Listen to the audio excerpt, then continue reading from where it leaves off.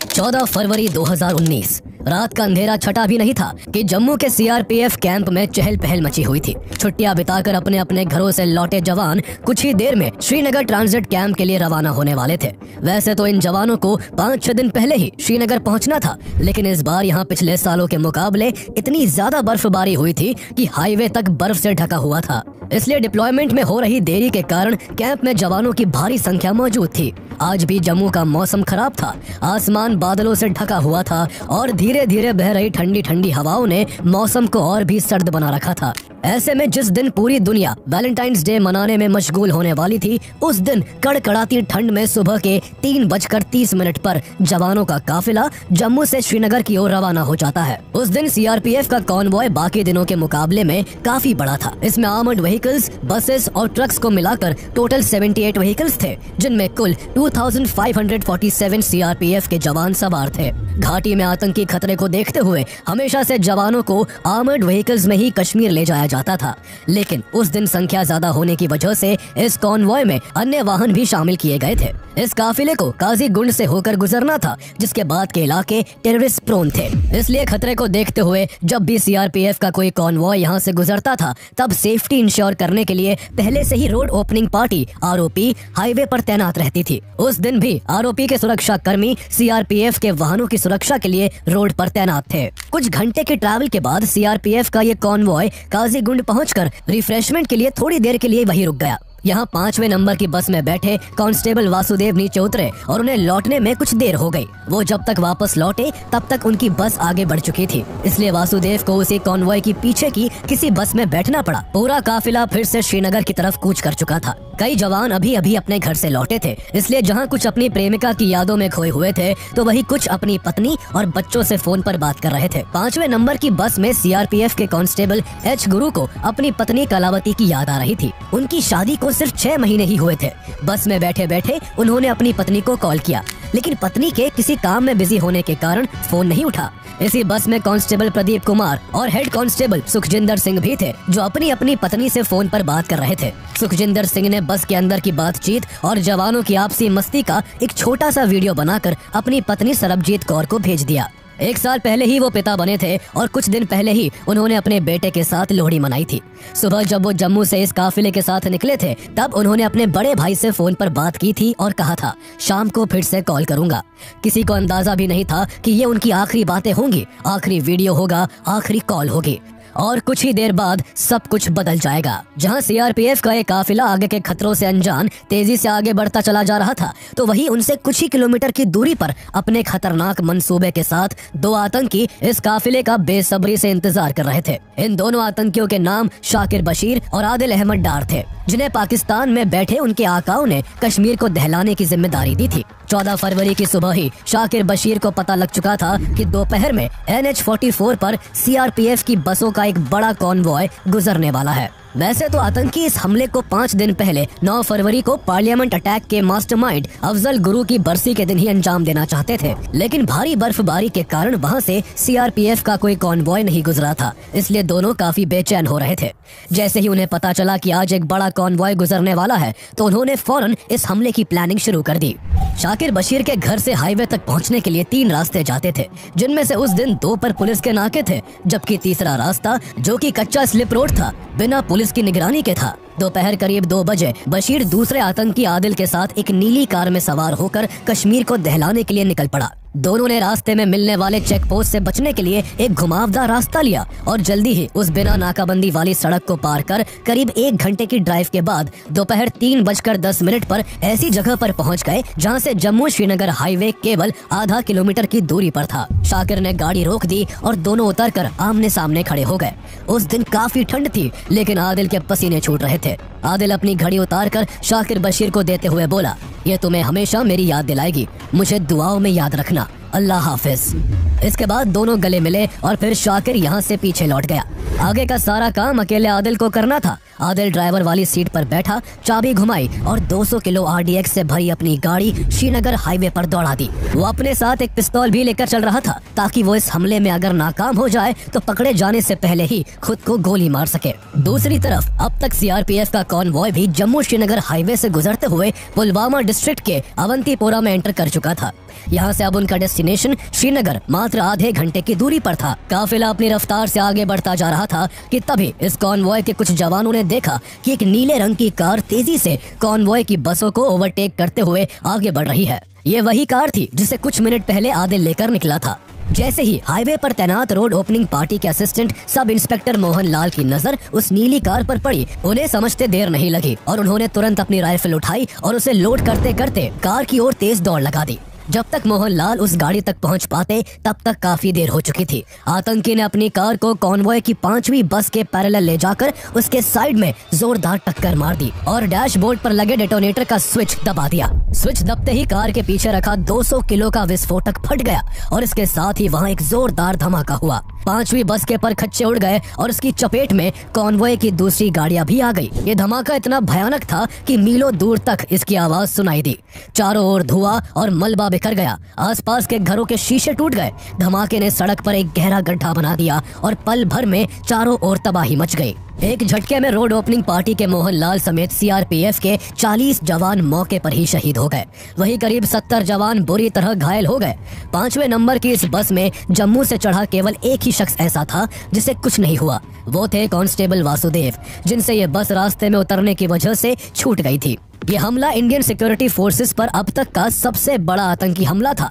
30 सालों में पहली बार इतनी बड़ी संख्या में भारतीय जवानों ने अपनी जान गंवाई थी और वो भी इतने भयानक तरीके से कि शहीद जवानों के चेहरे तक पहचान में नहीं आ रहे थे।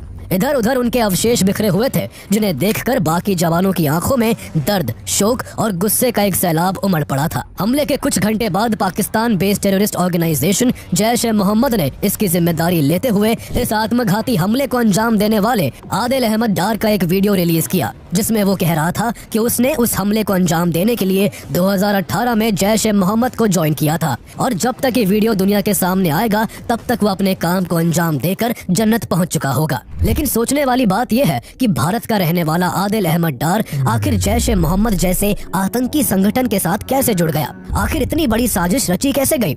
एनआईए द्वारा किए गए इस हमले की इन्वेस्टिगेशन में और किन लोगों का नाम सामने आया और आखिर इंडियन एयरफोर्स ने ऑपरेशन बंदर के जरिए पीओके में मुजफ्फराबाद और चकोटी और पाकिस्तान के बालाकोट में जोरदार एयर स्ट्राइक करके कैसे पाकिस्तान और उसके आतंकियों को करारा जवाब दिया। 40 CRPF jawans have been killed in the worst terror attack against security men in Kashmir ever.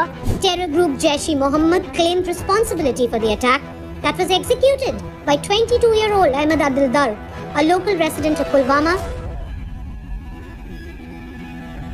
12 Mirage 2000 fighter aircraft of the type that you see on your screen went across and hit these targets. Abhinandan Vartman told his team that he locked to target one of the F-16 fighter jets in the Pakistani assault team. Qureshi साहब उस meeting में थे जिसमें prime minister साहब ने आने से इनकार कर दिया और चीफ ऑफ आर्मी साहब तशरीफ लाए। पैर कांप रहे थे, पसीने माथे पे थे और हमसे शाह महमूद साहब ने कहा कि खुदा का वास्ता है अब इसको वापस जाने दें, क्योंकि 9 बजे रात को हिंदुस्तान पाकिस्तान पे अटैक कर रहा है। So how exactly did the strikes take place?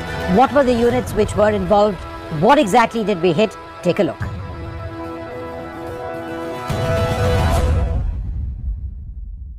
Jaish-e-Mohammed के अस्तित्व में आने से पहले उसका मुखिया मसूद अजहर टेररिस्ट एक्टिविटीज के चलते 1994 से ही जम्मू की जेल में बंद था। उसके साथियों ने उसे छुड़ाने की कई बार कोशिश की थी, लेकिन हर बार भारतीय सुरक्षा बलों ने उनकी कोशिशों को नाकाम कर दिया था।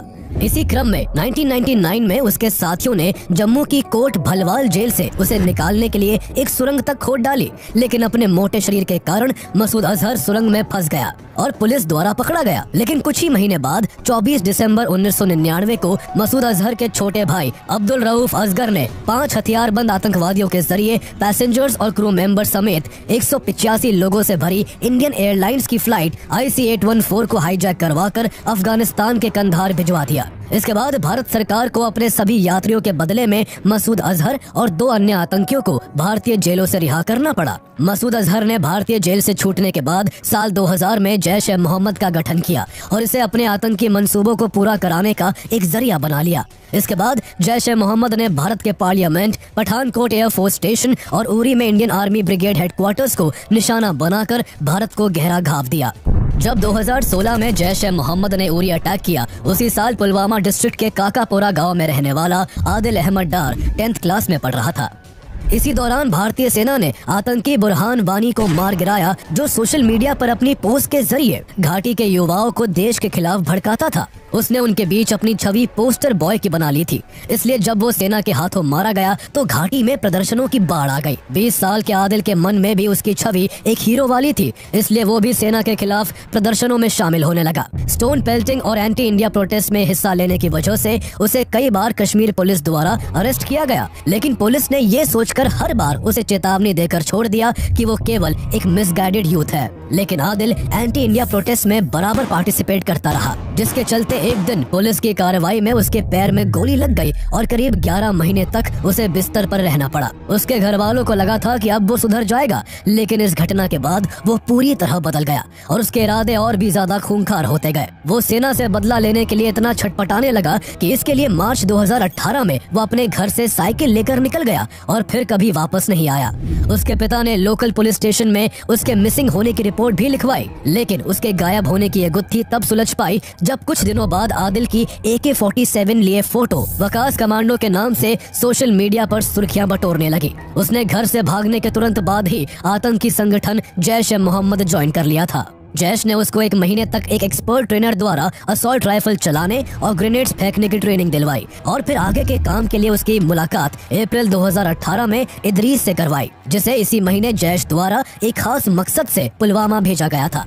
इदरीस IEDs बनाने में एक्सपर्ट था, इसलिए जैश-ए-मोहम्मद ने उसे भारत में रहकर आदिल डार जैसे भटके कश्मीरी युवाओं का इस्तेमाल कर भारतीय जवानों पर IEDs हमले करवाने का काम सौंपा। इसके लिए उसने पहले आदिल डार से दोस्ती की और फिर धीरे धीरे उसके दिमाग में भारत के खिलाफ जहर घोलकर उसका पूरी तरह से ब्रेन वॉश करके उसे एक आत्मघाती हमले के लिए राजी कर लिया। आदिल के अलावा उसे और भी लोगों की जरूरत थी, इसलिए उसने अपनी टीम में बिलाल अहमद कूचे, शाकिर बशीर, पीर तारिक अहमद शाह, वैजुल इस्लाम, मोहम्मद अब्बास रादर और इंशा जान समेत कई जरूरी लोगों को अपनी प्लानिंग में शामिल कर लिया। उसने तब तक अपने लोकल इन्फॉर्मर्स की मदद से आसपास के एरियाज में IEDs बनाने के लिए पूरा सेटअप भी तैयार कर लिया था। इसके बाद उसने पाकिस्तान से RDX कश्मीर मंगवाना शुरू किया। जैश-ए-मोहम्मद RDX के छोटे छोटे कंसाइनमेंट्स को सीमा पार भेजने लगा ताकि पैकेज छोटे होने की वजह से इंडियन सिक्योरिटी फोर्सेस के शक के दायरे में न आए। इदरीस को अपने इस ग्रुप में सबसे ज्यादा भरोसा शाकिर पर था, इसलिए उसने उसे पाकिस्तान से आने वाले छोटे छोटे कंसाइनमेंट और दूसरी जरूरी चीजों को रिसीव करने का काम सौंपा। शाकिर के काम से इदरीस इतना खुश था कि उसने एक दिन अपने चाचा रौफ अलवी को शाकिर बशीर का फोटो भेजा और कहा कि चाचा, ये मेरा दूसरा अफजल गुरु है। इस दौरान उसने अपने ग्रुप और जैश के कुछ लोकल इन्फॉर्मर्स को घाटी में लगातार सिक्योरिटी फोर्सेस की मूवमेंट्स पर नजर रखने के काम पर भी लगा रखा था। इन सब में 2018 का आखिरी महीना आ चुका था। अब तक इदरीस शाकिर की मदद से बॉम्ब बनाने का सारा जरूरी मटेरियल जुटा चुका था। इसके बाद वो बॉम्ब बनाने में जुट गया और शाकिर को टारगेट ढूंढने की जिम्मेदारी दे दी। कुछ दिनों के बाद शाकिर ने लेथपोरा में नोटिस किया कि करीब आधा दर्जन सैनिक रेगुलर बेसिस पर इस एरिया की पेट्रोलिंग करते हैं। उसने जब ये इदरीस को बताया तो उसने यहाँ कुछ करने से मना कर दिया,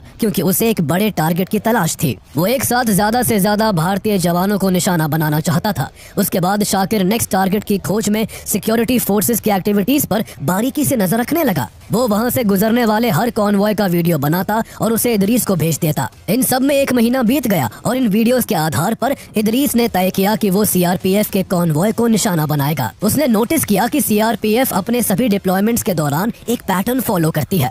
सामान नीले ट्रकों में रखा जाता है जिन पर खाकी तिरपाल लगे होते हैं। सभी जवान नीली बसों में सवार होते हैं, जबकि बड़े अधिकारी सफेद जिप्सी में ट्रैवल करते थे। मोस्टली व्हीकल्स की विंडोज वायर मेशेस से प्रोटेक्टेड होती थी। इन सब चीजों को ध्यान में रखते हुए इदरीस अपनी प्लानिंग को आगे बढ़ाने में लग गया। उसने अमेज़न से 4 किलो एल्यूमिनियम पाउडर मंगवाया, जिसका इस्तेमाल वो एक्सप्लोजिव को बांधने में करने वाला था, ताकि विस्फोट के दौरान यह आसानी से आग पकड़ सके। हैरानी की बात यह थी कि भारतीय जवानों को निशाना बनाने की ये सारी तैयारी भारत में ही हो रही थी। फिर भी इंटेलिजेंस एजेंसी और आर्मी को कानों कान उसकी कोई खबर नहीं लग सकी और आतंकी अपने काम में लगे रहे। जनवरी 2019 में इदरीस ने जैश-ए-मोहम्मद के एक लोकल मिलिटेंट तौसीफ को एक गाड़ी अरेंज करने को कहा, जिसमें 2 लार्ज कंटेनर्स को आसानी से फिट किया जा सके। तौसीफ ने इसके लिए अपने बचपन के दोस्त सज्जाद अहमद भट्ट की मदद मांगी, जिसने कुछ दिनों के अंदर ही मारुति की एक second hand pearl blue colour Eeco car एक फ्रूट सेलर से खरीद ली। फ्रूट सेलर ने पहले से ही इसकी मिडिल सीट हटा रखी थी ताकि फ्रूट्स के बड़े बक्से को इसमें फिट किया जा सके। गाड़ी का अरेंजमेंट हो जाने के बाद इदरीस ने फरवरी के फर्स्ट वीक में पुलवामा के काकापोरा गांव में शाकिर के घर एक्सप्लोजिव बनाने का काम शुरू किया और कुछ ही दिनों में एक्सप्लोजिव का इस्तेमाल करके 2 IED बना लिए, जिसमें एक का वजन 160 किलो तो दूसरे का वजन 40 किलो के आसपास का था। इसके बाद दोनों कंटेनर्स को कार की मिडिल वाली सीट की जगह पर फिट कर इसमें धमाका करने के लिए वायर से एक स्विच को कार की स्टीयरिंग के पास फिक्स कर दिया। कश्मीर में हमले की तैयारियों के बीच जैश-ए-मोहम्मद का सरगना मसूद अजहर कराची में बड़ी रैली कर कश्मीर में मारे गए अपने मिलिटेंट्स का जल्द ही बदला लेने के लिए भारत को दहलाने की धमकी दे रहा था। पाकिस्तान में अपने आका के भाषण से कश्मीर में बैठे मिलिटेंट्स जोश से भर चुके थे और अपनी प्लानिंग को जल्द से जल्द एग्जीक्यूट करना चाहते थे। इदरीस ने एक्सप्लोजिव से भरी कार से CRPF के कॉन्वॉय को निशाना बनाने की जिम्मेदारी अपने 2 भरोसेमंद साथी आदिल अहमद डार और शाकिर बशीर को सौंपी। जहां शाकिर केवल श्रीनगर हाईवे तक जाने वाला था तो वही धमाके की सारी जिम्मेदारी आदिल के हाथों में थी। आदिल इस हमले में एक आत्मघाती हमलावर बनने वाला था। उसे पता था कि इसमें उसकी जान जाने वाली है, लेकिन उसे लगता था कि वो ये सब अल्लाह के हुक्म पर कर रहा है और उसे अंजाम देने के बाद उसे जन्नत नसीब होगी। उसके इसी माइंडसेट के साथ हमले से पहले जैश-ए-मोहम्मद ने उसका एक वीडियो भी बनाया जिसमें उसने भारत को बर्बाद करने की बात की। इसके बाद 9 फरवरी को धमाका करने का दिन चुना गया क्योंकि इस दिन अफजल गुरु की बरसी पड़ती थी और जैश-ए-मोहम्मद इस दिन भारतीय जवानों पर आघात कर भारत को दहलाना चाहता था। 9 फरवरी के इंतजार में इदरीस और आदिल ने शाकिर के घर में ही 4 दिन बिताए, लेकिन घाटी में भारी बर्फबारी के कारण श्रीनगर हाईवे बंद था, जिससे CRPF का कोई काफिला उस दिन वहां से नहीं गुजर सका। अपने खूंखार कारनामे को अंजाम देने के लिए आदिल बेचैन था। उसकी बेचैनी तब जाकर कुछ शांत हुई जब 13 फरवरी को श्रीनगर हाईवे खोल दिया गया। बर्फबारी के कारण CRPF के कॉन्वॉय की मूवमेंट रुकी हुई थी, इसलिए हाईवे खुलते ही एक बड़े काफिले को अगले ही दिन 14 फरवरी की सुबह के 3:30 बजे ही जम्मू से श्रीनगर के लिए रवाना करने का फैसला किया गया। कॉन्वॉय काफी बड़ा होने के कारण एक दिन पहले ही लेथपोरा में CRPF यूनिट को इस बारे में इन्फॉर्म कर दिया गया था। यही इन्फॉर्मेशन हाईवे में पड़ने वाले काजीकुंड, अनंतनाग, अवंतीपोरा और पंथा चौक में स्थित अन्य CRPF यूनिट्स को भी भेज दी गई। इन यूनिट्स के जवान रोड ओपनिंग पार्टी ROP की भूमिका में थे, जिनके कंधों पर इस काफिले को अपनी टेरिटरी से सुरक्षित निकालने की जिम्मेदारी थी। इस दौरान इन यूनिट्स को सड़क को सिक्योर करने के लिए एंटी सैबोटाज चेक करने थे और सड़क के दोनों ओर गश्त कर काफिले की सेफ्टी को इंश्योर करना था। इधर 14 फरवरी की सुबह करीब 11:30 बजे शाकिर ने हाईवे पर अपनी नजर दौड़ाई। उसने देखा कि लाडू मोड़ पर बादलों से ढके आसमान के बीच भी 2 CRPF जवान मुस्तैदी से तैनात थे।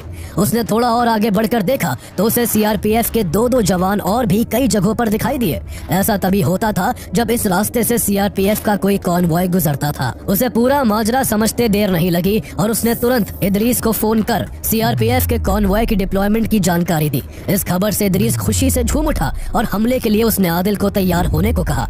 आदिल को अब एहसास हो रहा था कि उसकी जिंदगी अब से कुछ घंटे बाद खत्म होने वाली है। वो धमाके की इंटेंसिटी और उससे होने वाली तबाही की कल्पना कर रहा था। जल्द ही वो अपने इमोशंस पर कंट्रोल कर एक्सप्लोजिव से भरी गाड़ी में जाकर बैठ गया और थोड़ी ही देर बाद उसने पुलवामा के अवंतीपोरा के लेथपोरा विलेज से गुजरते CRPF के काफिले की 5वीं बस से अपनी कार को टकराकर ब्लास्ट कर दिया। हमले में 40 जवानों के शहीद होने और 70 से ज्यादा जवानों के घायल होने की खबर ने पूरे देश को हिला दिया था। बीते 30 सालों में कश्मीर में हुआ ये सबसे बड़ा आतंकी हमला था। ये हमला इतना भयानक था कि शहीद जवानों के चेहरे तक पहचान में नहीं आ रहे थे। हमले के बाद बड़े बड़े अधिकारी घटना स्थल पर आ पहुंचे थे, जो जवानों की ऐसी हालत देखकर अपने आंसू नहीं रोक पा रहे थे। पुलवामा हमले के बाद पूरे देश में गुस्से और शोक की लहर थी। हर कोई इसका बदला चाहता था। हमले के तुरंत बाद गवर्नमेंट भी एक्शन में आ गई। शहीद जवानों को स्पेशल फ्लाइट से उनके होम स्टेट में लाया गया और वहां उनका अंतिम संस्कार स्टेट ऑनर्स के साथ किया गया। इसके बाद भारत ने पाकिस्तान पर शिकंजा कसना शुरू किया। सबसे पहले भारत ने पाकिस्तान का मोस्ट फेवर्ड नेशन MFN का दर्जा कैंसिल कर दिया और फिर पाकिस्तान से भारत में इंपोर्ट होने वाले सभी सामानों पर कस्टम ड्यूटी बढ़ाकर 200% कर दी। इसके बाद भारत सरकार ने पाकिस्तान को इंटरनेशनल लेवल पर डिप्लोमेटिकली आइसोलेट करना शुरू किया। भारत ने बताया कि कैसे पाकिस्तान अपनी जमीन पर आतंकियों को पनाह देता है। पाकिस्तान ने टेररिज्म के अगेंस्ट इफेक्टिव मेजर्स को इम्प्लीमेंट नहीं किया था, इसलिए financial action task force FATF ने पाकिस्तान को ग्रे लिस्ट में ही रखा।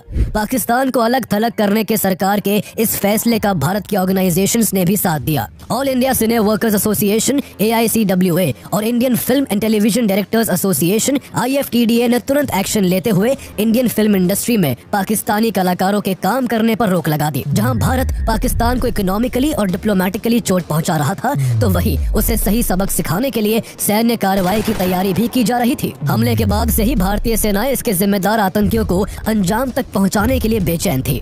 सैनिक अपने साथियों के खून का बदला चाहते थे, लेकिन आक्रोश के इस समय में भी सभी तरह की पॉसिबिलिटीज को काफी बारीकी से देखा जा रहा था। ऐसे में इंडियन एयर फोर्स के air chief marshal Birender Singh Dhanoa ने आगे से इनिशिएटिव लेते हुए अगले ही दिन सरकार के सामने POK में एयर स्ट्राइक का प्रपोजल रखा, जिससे सरकार ने भी मंजूरी दे दी। मंजूरी मिलते ही एयर फोर्स ने अपनी तैयारी शुरू कर दी। 16 से 20 फरवरी के बीच 4 दिनों तक ड्रोन्स के जरिए इस बात का पता लगाया गया कि सीमा पार कौन कौन सी जगह पर आतंकियों ने अपने ठिकाने बना रखे हैं। दुश्मन के ठिकानों का पता लगाने के तुरंत बाद एयरफोर्स और इंटेलिजेंस के अधिकारियों के बीच ऑपरेशन की प्लानिंग को लेकर अगले 2 दिन तक बैठकें चली। इसी बीच एयरफोर्स ने इस ऑपरेशन का एक ब्लूप्रिंट तैयार करके national security adviser Ajit Doval के सामने पेश किया, जिसमें उन्हें ऑपरेशन के दौरान निशाना बनाए जाने वाली जगहों से रूबरू करवाया गया। भारतीय वायुसेना ने करीब 48 साल पहले 1971 में पाकिस्तान की सीमा में घुसकर ऐसी कोई कार्रवाई की थी। इसलिए ऑपरेशन को आगे बढ़ाने से पहले एयरफोर्स अपनी ओर से सभी तैयारियों को पुख्ता करने में जुटी हुई थी। 1 squadron tigers and 7 squadron battle axis के जवानों को ऑपरेशन के लिए तैयार रहने का आदेश दिया गया। एयरफोर्स ने सिक्योरिटी रीजंस और कॉन्फिडेंशियलिटी को मेंटेन करने के लिए इसे ऑपरेशन बंदर नाम दिया, जिसे अंजाम देने के लिए 26 फरवरी 2019 का दिन तय किया गया। सारी प्लानिंग होने के बाद फाइटर जेट्स को सावधानी से परखा गया और इस ऑपरेशन में हिस्सा लेने वाले पायलट्स ने 24 फरवरी को एक ट्रायल रन भी किया, जिसके बाद इस ऑपरेशन के लिए हरी झंडी दे दी गई। इस पूरे ऑपरेशन के दौरान 12 मिराज 2000 फाइटर जेट्स को इस्तेमाल किया जाना था और साथ ही किसी भी इमरजेंसी से निपटने के लिए गरुड़ कमांडो की एक टीम को भी स्टैंड बाय पर रखा गया था। 26 फरवरी की सुबह 3:30 बजे ही भारत के 12 Mirage 2000 fighter jets laser guided bomb से लैस होकर पाकिस्तान के अंदर घुसकर तबाही मचाने के लिए निकल पड़ते हैं और कुछ ही मिनटों में पाकिस्तान के एयर स्पेस के अंदर दाखिल हो जाते हैं। कुछ ही देर बाद फाइटर जेट्स POK के मुजफ्फराबाद और चकोटी में आतंकी ठिकानों पर भारी बमबारी करते हैं। एक ही झटके में सैकड़ों आतंकी मारे जाते हैं। जैश-ए-मोहम्मद के कई ठिकाने पाकिस्तान के खैबर पख्तून प्रांत के बालाकोट शहर में भी बने हुए थे, इसलिए इंडियन एयरफोर्स बालाकोट में भी दाखिल होकर जैश-ए-मोहम्मद के आतंकी शिविरों पर करीब 8 मिनटों तक बमबारी करके सैकड़ों आतंकियों को मार गिराती है। यह पूरा ऑपरेशन करीब 21 मिनट तक चला, जिसमें इंडियन एयरफोर्स ने करीब 1000 किलो बम बरसाकर जैश-ए-मोहम्मद के कई ठिकानों और करीब 350 आतंकियों को मिट्टी में मिलाकर 40 जवानों की शहादत का बदला ले लिया था। इस हमले से बौखलाया पाकिस्तान अगले ही दिन 27 फरवरी को भारतीय सीमा में घुसने की हिमाकत करता है। पाकिस्तान के लड़ाकू विमानों को खदेड़ने के लिए भारतीय वायुसेना भी मोर्चा संभालकर मुंह तोड़ जवाब देती है। इसी बीच एक डॉग फाइट के दौरान विंग कमांडर अभिनंदन वर्धमान अपने MiG-21 बाइसन से पाकिस्तान के एक F-16 विमान को मार गिराते हैं, लेकिन इसी दौरान उनका विमान भी डैमेज हो जाता है और वो पैराशूट के साथ POK में जा गिरते हैं। लेकिन भारत के डिप्लोमेटिक प्रेशर और मिलिट्री एक्शन के बढ़ते दबाव के चलते पाकिस्तान को झुकना पड़ता है और 1 मार्च 2019 को विंग कमांडर अभिनंदन वर्धमान को सुरक्षित भारत लौटा दिया जाता है। एक तरफ जहां इंडियन गवर्नमेंट हर तरह से पाकिस्तान को सबक सिखाने में लगी हुई थी, तो दूसरी ओर इस हमले की जांच NIA के हाथों में सौंप दी गई थी। 2016 में उरी अटैक के केवल 3 साल बाद हुए इस हमले ने कश्मीर के पूरे सिक्योरिटी सिस्टम को हिला कर रख दिया था। इस हमले को NIA की जम्मू एंड कश्मीर ब्रांच के चीफ राकेश बलवाल इन्वेस्टिगेट करने वाले थे। राकेश बलवाल मणिपुर कैडरे के IPS ऑफिसर थे। उन्होंने नॉर्थ ईस्ट में आतंकवाद के खिलाफ बेहतरीन काम किया था, इसलिए उन्हें प्रमोट करके जम्मू एंड कश्मीर में NIA की कमान सौंप दी गई थी। राकेश की 12 सदस्यीय टीम ने घटना स्थल पर पहुंचकर एक एक चीज को खंगालना शुरू कर दिया, लेकिन कई दिनों के बाद भी उन्हें कोई ऐसा सुराग नहीं मिला जिसे लेकर आगे बढ़ा जा सके। ऐसे में राकेश को समझ आ चुका था कि छानबीन का दायरा बढ़ाना होगा। हालांकि उन्हें यह भी पता था कि ये काफी जोखिम भरा काम था, क्योंकि हाजीबल समेत हमले के आसपास के सभी इलाके आतंकवाद का अड्डा माने जाते थे। अक्सर हमलों के बाद आतंकी यहाँ छिप जाते थे और पुलिस से मुठभेड़ के दौरान कुछ लोकल लोग उन्हें बचाने के लिए पुलिस पर पथराव करने लगते थे। ऐसे में इन इलाकों में जांच करना आसान नहीं था, लेकिन फिर भी राकेश बलवाल ने NIA हेडक्वार्टर से हमले वाली जगह के आसपास के एरिया में सर्च ऑपरेशन का दायरा बढ़ाने की परमिशन लेते हुए 100 NIA और 400 CRPF के जवानों के साथ वहां छानबीन शुरू कर दी। वो हमले वाली जगह से 250 मीटर ही आगे बढ़े थे कि उन्हें जमीन पर कोई चमकती चीज दिखाई दी, जो कि हमले वाली कार की चाबी थी। इस दौरान उनकी टीम को आसपास कुछ हड्डियां भी मिली, जिनकी DNA टेस्ट से पता चला कि उनमें से कुछ हड्डियां आदिल अहमद डार की थी। साफ था कि हमले के वक्त कार आदिल अहमद डार ही चला रहा था, लेकिन आगे की जांच और इसमें शामिल लोगों तक पहुंचने के लिए NIA को इस कार के खरीदार तक पहुंचना जरूरी था। NIA ने आगे की इन्वेस्टिगेशन में पता लगाया कि ये कार 7 बार बेची गई थी और इसे सबसे आखिर में सज्जाद भट्ट नाम के शख्स ने खरीदा था। NIA ने बहुत मशक्कत के बाद 17 जून 2019 को सज्जाद भट्ट को खोज निकाला, जो तौसीफ अहमद भट्ट के साथ अनंतनाग के एक घर में छिपा था। पुलिस उसे जिंदा पकड़ना चाहती थी, इसलिए उसे सरेंडर करने को कहा गया, लेकिन उसने सरेंडर नहीं किया, जिससे वो अपने साथी समेत पुलिस के हाथों मारा गया। उसके मरने के बाद एक बार फिर से NIA का हाथ खाली हो गया। हालत ऐसी थी कि अब उनके पास ऐसा कुछ भी नहीं था जिसे बेस बनाकर जांच को आगे बढ़ाया जाता। लेकिन राकेश हार मानने को तैयार नहीं थे। पुलवामा अटैक के बाद इंडियन फोर्सेस और आतंकियों के बीच कश्मीर में कई एनकाउंटर्स हुए थे, जिनमें कई आतंकियों को एलिमिनेट किया गया था। ऐसे में राकेश बलवाल ने इन एनकाउंटर्स को एनालाइज करना शुरू किया। उनका मानना था कि मारे गए या पकड़े गए आतंकियों की जांच पड़ताल से कोई क्रूशियल क्लू मिल सकता है। उनकी ये कोशिश अंधेरे में तीर मारने जैसी थी, जिसके सहारे सफलता की उम्मीद काफी कम दिख रही थी। वो इसी सिलसिले में अक्टूबर 2019 में कश्मीर के नौगाम पहुंचे, जहां उन्हें 29 मार्च 2019 को आर्मी के साथ एक मुठभेड़ में मारे गए 2 आतंकवादियों की फोटो दिखाई गई। मारे गए दोनों आतंकवादियों में से एक कामरान और दूसरा इदरीस था। राकेश बलवाल को शक हुआ कि इदरीस कोई छोटा आतंकी नहीं था, इसलिए उन्होंने उसके कच्चे चिट्ठे निकालने के लिए लोकल पुलिस से उसका फोन मंगवाया। लेकिन इदरीस का फोन अब तक खराब हो चुका था, इसलिए उसके फोन को जांच के लिए computer emergency response team CERT के पास भेज दिया गया। एक हफ्ते के बाद CERT ने इदरीस के फोन में मौजूद सारे फोटो और वीडियो रिकवर कर लिए।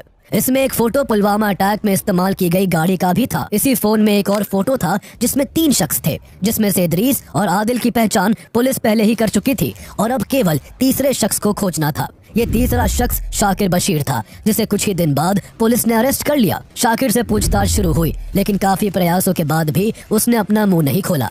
वो हर समय कुरान की आयतें पढ़ता और एक ही बात दोहराता कि इदरीस भाई और आदिल ने ये काम इस्लाम के लिए किया है। इदरीस के मोबाइल में NIA को कुछ ऐसी फोटोज भी मिली थी जिनसे उसके गैर महिलाओं के साथ रिश्तों का पता लगता था। शाकिर को इदरीस के फोन की ऐसी ही एक फोटो दिखाई गई, जिसमें इदरीस पुलवामा की ही एक लड़की इंशा जान के साथ था। इंशा जान और इदरीस के साथ वाली फोटो को देखकर शाकिर बशीर दंग रह गया। उसे यकीन नहीं हो रहा था कि जिसे वो अपना आदर्श मानता था, वो शादीशुदा होने के बावजूद उसके गाँव की ही लड़की के साथ संबंध में था। बस यही से शाकिर के मन में इदरीस के लिए इज्जत चली गई और अगले ही दिन वो सब कुछ बताने को तैयार हो गया। इसके बाद उसने ऐसे ऐसे खुलासे किए कि NIA के अधिकारी भी दंग रह गए। शाकिर ने अपने कबूलनामे में NIA को बताया कि जिसे आप लोग इदरीस भाई समझ रहे हैं, वो असल में इदरीस है ही नहीं। उसका नाम मोहम्मद उमर फारूक था, जो जैश-ए-मोहम्मद के सरगना मसूद अजहर का सगा भतीजा था। उमर को भारत भेजने से पहले उसकी कई साल अफगानिस्तान में ट्रेनिंग करवाई गई थी। आगे उसने बताया कि पुलवामा अटैक की पूरी प्लानिंग उमर फारूक ने ही बनाई थी। शाकिर की गवाही और जांच के आधार पर NIA ने इस हमले में 19 लोगों को शामिल बताते हुए 13,800 पेजेस की चार्जशीट तैयार की। इन 19 मुजरिमों में से ज्यादातर एनकाउंटर में ही मारे गए, जबकि कुछ को NIA ने अरेस्ट कर लिया था, जो तब से जेल की हवा खा रहे हैं। पुलवामा अटैक भारत की सबसे बड़ी सिक्योरिटी फेलियर्स में से एक था। हमले से पहले ही 2 जनवरी से लेकर 13 फरवरी तक 11 इंटेलिजेंस इनपुट्स मिल चुके थे, जो CRPF कॉन्वॉय पर हमले की पॉसिबिलिटी को लेकर वार्निंग दे रहे थे। 24 जनवरी 2019 को जम्मू एंड कश्मीर के क्राइम इन्वेस्टिगेशन डिपार्टमेंट CID के एक ऑफिसर ने अपने सीनियर को एक लेटर लिखा था कि जैश-ए-मोहम्मद के 3 फॉरेन टेररिस्ट अवंतीपोरा पहुंच चुके हैं और जल्द ही एक बड़े अटैक की संभावना है। 31 जनवरी को additional director general of police ADGP doctor B Srinivas ने इस इनपुट को जम्मू कश्मीर पुलिस, CRPF और अन्य सिक्योरिटी एजेंसीज के साथ शेयर कर अलर्ट पर रहने को कहा था। इतना ही नहीं, जैश-ए-मोहम्मद ने हमले के 2 दिन पहले एक वीडियो भी रिलीज किया था, जिसमें उसने अफगानिस्तान में इसी तरह का हमला करते हुए ये दावा किया था कि वो जल्द ही कश्मीर में भी ऐसा हमला करेगा। लेकिन हैरानी की बात थी कि फिर भी CRPF के कॉन्वॉय मूवमेंट के दौरान कोई एक्स्ट्रा प्रिकॉशंस नहीं लिए गए। इसके अलावा आतंकी खतरों के बावजूद सीआरपीएफ के कॉन्वॉय के बीच गुजरने वाले सिविलियंस व्हीकल्स की भी सख्ती से जांच नहीं की गई थी, जिससे आदिल अहमद डार 200 किलो एक्सप्लोजिव से भरी कार लेकर सीआरपीएफ के कॉन्वॉय में घुसने में कामयाब रहा। जैश-ए-मोहम्मद द्वारा इतना ज्यादा आरडीएक्स भारत में पहुंचाए जाने से भी एलओसी पर भारत की सुरक्षा को लेकर गंभीर प्रश्न चिन्ह लग चुके थे। आगे चलकर जम्मू एंड कश्मीर के गवर्नर रहे सत्यपाल मलिक ने इंटरव्यूज में सरकार पर आरोप लगाया कि सीआरपीएफ ने होम मिनिस्ट्री से अपने जवानों को श्रीनगर ले जाने के लिए 5 प्लेन्स की मांग की थी, लेकिन होम मिनिस्ट्री ने इस रिक्वेस्ट को ठुकरा दिया था। हालांकि इस हमले के बाद इंडियन सिक्योरिटी प्रोटोकॉल्स में कुछ बड़े बदलाव किए गए। सरकार ने आगे के लिए सीआरपीएफ समेत पैरामिलिट्री के जवानों के लिए दिल्ली से श्रीनगर और जम्मू से श्रीनगर आने जाने के लिए एयर ट्रैवल की सुविधा दे दी। इसके अलावा जम्मू एंड कश्मीर में सेना और पैरामिलिट्री के बड़े कॉन्वॉय मूवमेंट्स के दौरान पब्लिक व्हीकल्स को रोकने का फैसला भी लिया गया। पाकिस्तान ने जिस आतंकी संगठन जैश-ए-मोहम्मद को अपनी जमीन पर पनाह दे रखी है, उसने 2016 में भी उरी में इंडियन आर्मी के हेडक्वार्टर पर हमला किया था, जिसमें 18 जवान शहीद हुए थे। इसके बदले में इंडियन आर्मी ने पीओके में घुसकर 40 आतंकियों और उनके साथ लॉन्च पैड्स को खत्म करके पाकिस्तान को करारा जवाब दिया।